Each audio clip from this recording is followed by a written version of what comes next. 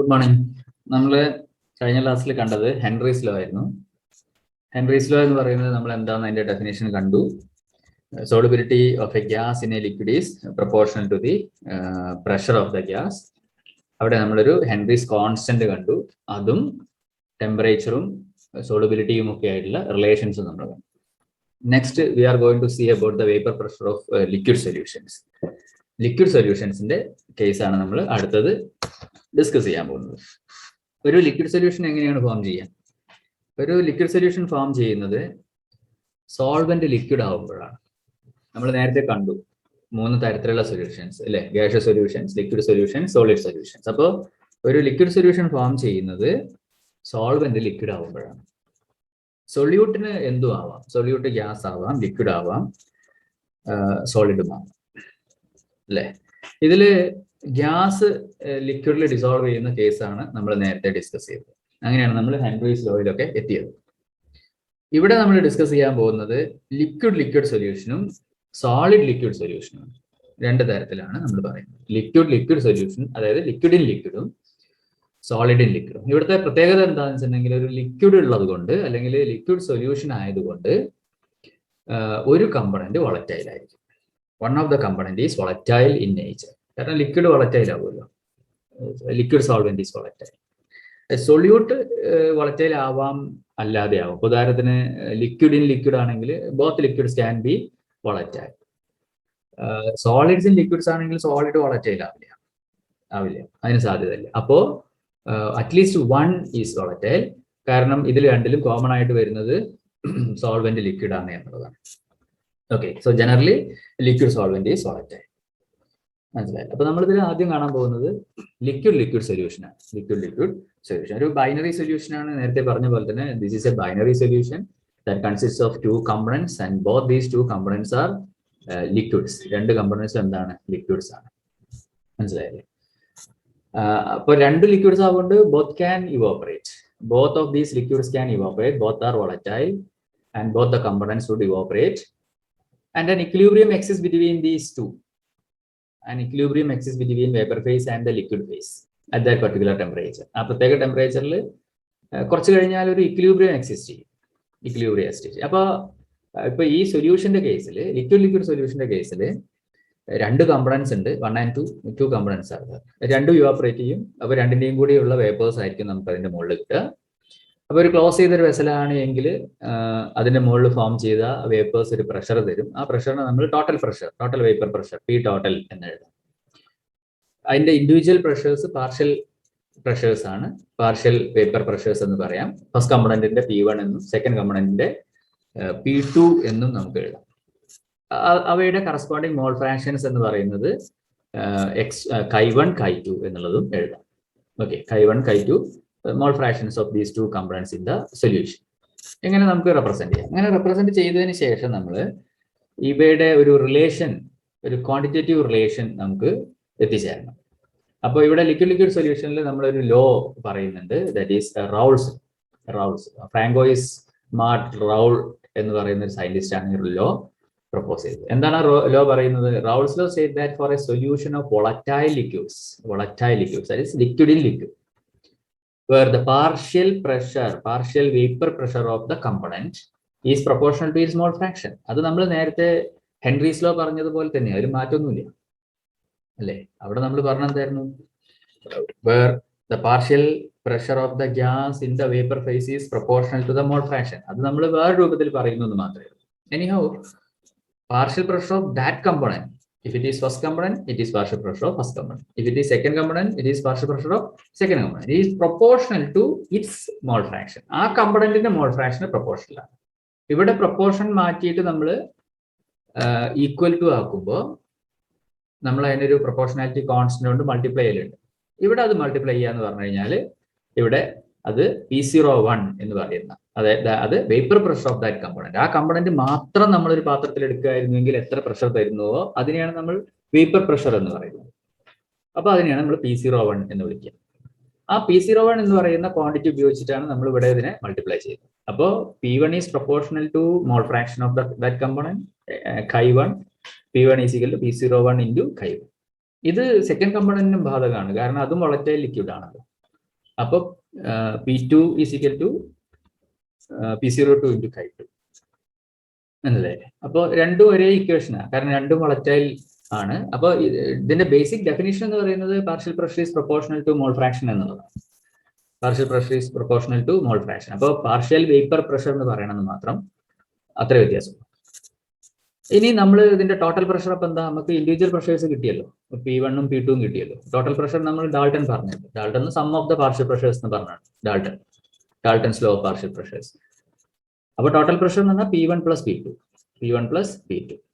അപ്പൊ P1 substitute ചെയ്യുക, P2 substitute ചെയ്യുക. P1 എന്ന് പറയുന്നത് നമ്മളിപ്പോൾ നേരത്തെ കണ്ടല്ലോ, എന്താണ് P01 chi1. P2 എന്ന് പറയുന്നത് P02 chi2. അപ്പൊ ഇത് രണ്ടും നമ്മൾ എഴുതി. ഏത് total vapour pressure is equal to P01 chi1 plus P02 chi2. മനസ്സിലായില്ലേ? ഇനി ഇതിൽ രണ്ട് ഫാക്ടർ ഉണ്ട്, chi1 chi2 എന്ന് പറയുന്ന രണ്ട് ഫാക്ടർ ഉണ്ട്. അപ്പൊ നമുക്കറിയാം എന്ത്, ടോട്ടൽ മോൾ ഫ്രാക്ഷൻ എന്ന് പറയുന്നത് 1 ആണ് അല്ലെ. chi1 plus chi2 is equal to 1. Total mole fraction 1 ആണ്, നേരത്തെ നമ്മൾ മോൾ ഫ്രാക്ഷന്റെ സെക്ഷനിൽ പഠിച്ചതാണ് അല്ലെ. അപ്പൊ chi1 എന്ന് പറയുന്നത് എന്താ, നമ്മൾ chi2 എന്നുള്ളത് സോൾവെന്റ് ആയിട്ട് കണക്കാക്കിയതുകൊണ്ടാണ് chi1 നമ്മൾ സൊല്യൂട്ട് ആയിട്ട് പറയുന്നത് കേട്ടോ. അപ്പോ chi1 എന്ന് പറയുന്നത് എന്താ യഥാർത്ഥത്തില്, chi1 എന്ന് പറയുന്നത് 1ൽ നിന്ന് chi2 മൈനസ് ചെയ്തത്, 1 minus chi2. ഓക്കെ, അപ്പൊ ഇതിൽ നിങ്ങൾക്ക് ഏത് സൊല്യൂട്ട് ഏത് സോൾവെന്റ് ആയിട്ട് എടുത്താലും കുഴപ്പമില്ല. First component can be taken as solvent or second component can be taken as solute. ഏത് രൂപത്തിൽ എടുത്താലും ഇത് നമുക്ക് അപ്ലൈ ചെയ്യാം, കാരണം both are volatile in nature. Okay, അപ്പൊ എനിഹോ നമുക്ക് chi1 എന്നുള്ളടത്ത് 1 minus chi2 എന്ന് സബ്സ്റ്റിറ്റ്യൂട്ട് ചെയ്യും. അപ്പൊ 1 minus chi2 into P01 plus chi2 P02. അപ്പൊ chi1നെ നമ്മൾ chi2 ആയിട്ട് റീപ്ലേസ് ചെയ്തു എന്ന് മാത്രം. ഓക്കെ, അപ്പൊ ഇതിൽ കോമൺ ഫാക്ടർ ആയി എന്താ, chi2 കോമൺ ഫാക്ടർ ആയി. അപ്പൊ chi2നെ നമ്മൾ സെപ്പറേറ്റ് ചെയ്തെടുത്തിട്ട് നമ്മൾ ഈ ഇക്വേഷനിൽ നിന്ന് റീഅറേഞ്ച് ചെയ്യാം. അങ്ങനെ റീഅറേഞ്ച് ചെയ്യുമ്പോൾ നമുക്ക് കിട്ടുന്ന ഇക്വേഷൻ ആണ് P01 plus P02 minus P01 into chi2. P01 plus P02 minus P01 into chi2. ഇതാണ് total vapour pressure of the solution. ആ സൊല്യൂഷന്റെ വേപ്പർ പ്രഷർ എന്ന് പറയുന്നത് ഇതാണ്. അപ്പോൾ P01 plus P02 minus P01 chi2. ഇവിടെ chi2 എന്ന് പറയുന്നത് നമ്മൾ സൊല്യൂട്ട് ആണ് എങ്കിൽ, if you know the mole fraction of solute in the solution and the vapour pressures of these individual liquids, you can find out the total pressure. Total pressure കണ്ടുപിടിക്കാവുന്നതാണ്. Okay, അപ്പൊ ഈ equation മാർക്കരുത്, എന്താ, total vapour pressure is equal to the P01 plus P02 minus P01 chi2. P01 എന്ന് പറയുന്നത് vapour pressure of the first component മാത്രമുള്ളപ്പോൾ ഉള്ളത്. P02 എന്ന് പറയുന്നത് vapour pressure of the second component, ആ കമ്പണന്റ് മാത്രമുള്ളപ്പോൾ ഉള്ളത്. അതാണ് നമ്മളതിന് മനസ്സിലാക്കേണ്ടത്. P1 P2 എന്ന് പറയുന്നത് ആ മിക്സ്ചറിലുള്ള പാർഷ്യൽ പ്രഷേഴ്സ് ആണ്. ഇത്രയും തമ്മിലുള്ള വ്യത്യാസം.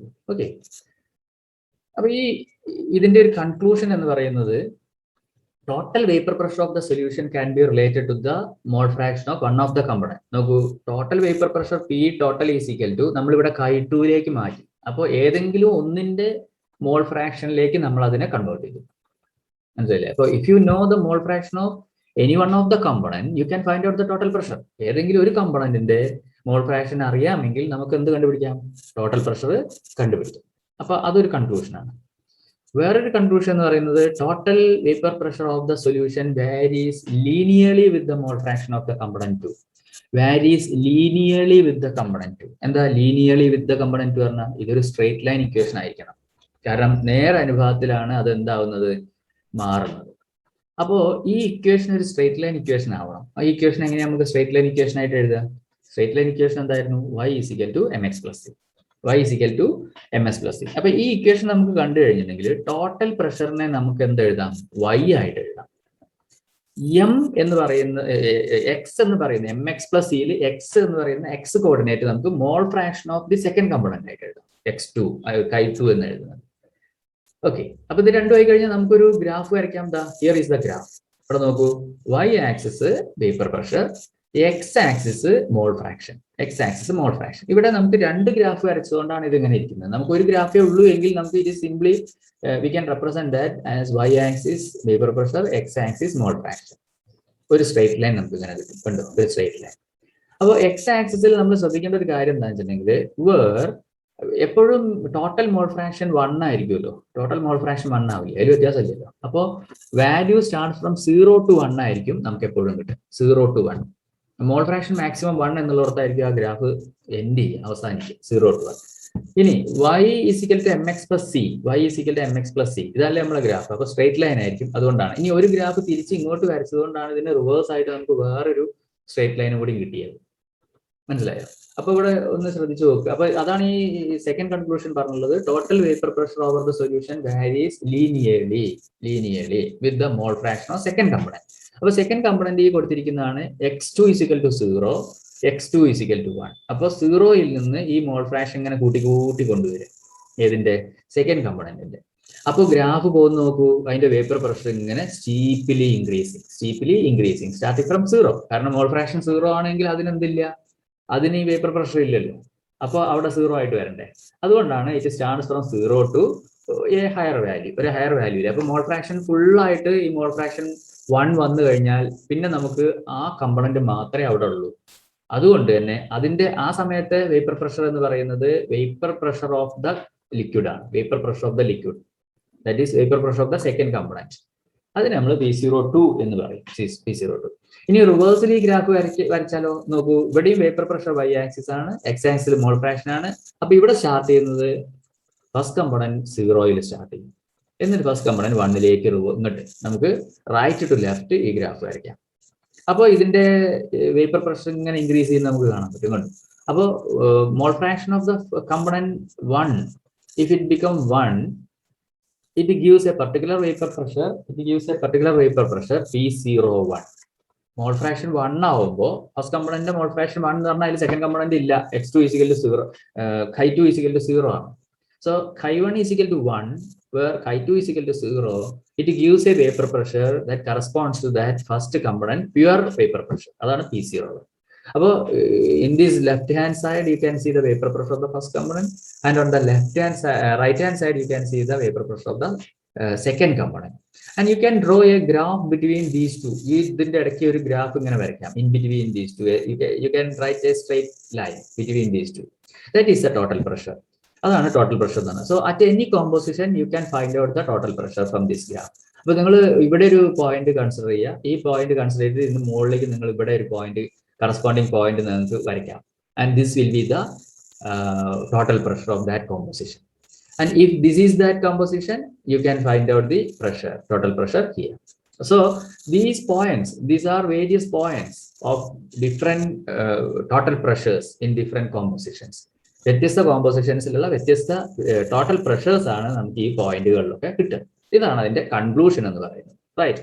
സോ ഈ ഗ്രാഫ് നമ്മൾ പഠിക്കണം, മനസ്സിലായല്ലോ. ഇനി നെക്സ്റ്റ് ഇതല്ല, then the composition of vapor phase in equilibrium with the solution is determined by the partial pressures of the components. Composition of vapor phase ൽ നമുക്ക് ഇക്വിലിബ്രിയത്തിൽ ഇരിക്കുന്ന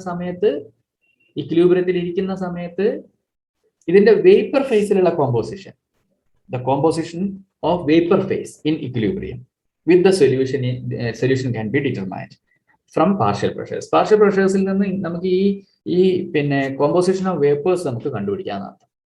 ഇതില് y1 y2 mole fractions of component 1 and 2 in the vapour phase. Vapour ഫേസിൽ എന്ന് വെച്ചാൽ ഈ ലിക്വിഡിന്റെ മുകളിലുള്ള ഫേസിൽ അതിലുള്ള ഫസ്റ്റ് കമ്പണന്റ് മോൾ ഫ്രാക്ഷൻ y1ഉം സെക്കൻഡ് കമ്പണന്റ് മോൾ ഫ്രാക്ഷൻ y2ഉം ആണെന്ന് വിചാരിക്കുക.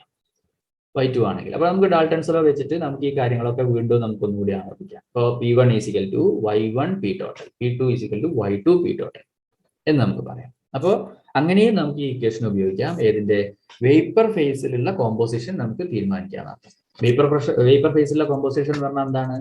വേപ്പർ ഫേസിലുള്ള കോമ്പോസിഷൻ എന്ന് പറഞ്ഞിട്ടുണ്ടെങ്കിൽ it's pressure, vapour pressure is equal to vapour pressure of that component is equal to mole fraction of the component in the vapour phase into total pressure.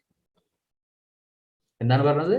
Mole fraction of the component in the vapor phase into total pressure. So it is the product of mole fraction of the component in the vapor phase and the total pressure. That is the vapor pressure of that component. മനസ്സിലായില്ലേ? അപ്പൊ അങ്ങനെയും നമുക്ക് ഈ equation നമുക്ക് ഇവിടെ apply ചെയ്യാം എന്നാണ് നമ്മൾ പറഞ്ഞത്. ഓക്കെ.